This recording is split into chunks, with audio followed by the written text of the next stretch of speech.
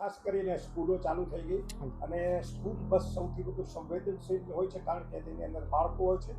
તો પ્રી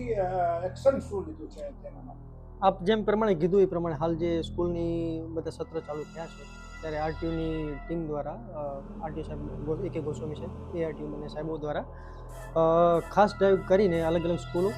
એના વાહનો તપાસવામાં આવે છે જેમાં ફાયર સેફટી છે જીપીએસ છે જાળી લાગેલી છે કે કેમ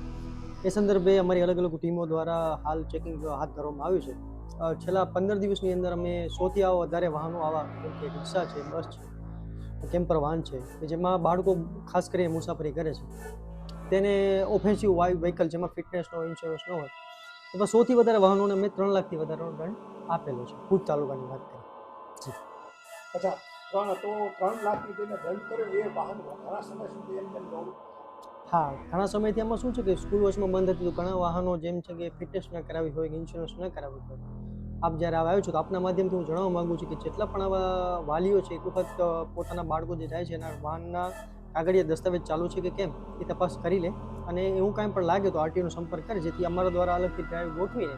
આવા ઓફેન્સિવ વાહનોને કાર્યવાહી કરવામાં આવશે. સર કેટલા અંદાજે વાહનો તમને હશે ચેક કર્યા? જો 100 વ્હીકલોને અમને આપ્યા છે તો 300થી વધારે વાહનોને અમે ચેકિંગ કર્યું છે જેમાં 200 વાહનો 200 થવાથી ઉપરના વાહનો ઓકે કન્ડિશનમાં મળી આવે છે અને બાકી જેમાં કાગળિયા પૂરા થાય એમને આરટીઓ દ્વારા દંડની કાર્યવાહી કરવામાં આવેલી છે. અને સ્કૂલને આની ઇન્ટિમેશન આપી છે કે કેમ કે તમારે ત્યાં ચાલતા વાહન જી અમારા જ્યારે ટીમ જ્યારે સ્કૂલમાં ચેકિંગ જાય ત્યારે પ્રિન્સિપલને મળી કે અથવા ટીચરને મળીને આવા વાહનો જો એના ઇન્સ્યોરન્સ પીયુસી કે પરમિટ ચાલુ ન હોય તો એમને ચાલુ કરવા માટે પણ જરૂર સૂચના આપેલી છે અને અમારા દ્વારા પણ આવો લેટર જિલ્લા શિક્ષણ અધિકારીને કરવામાં આવશે.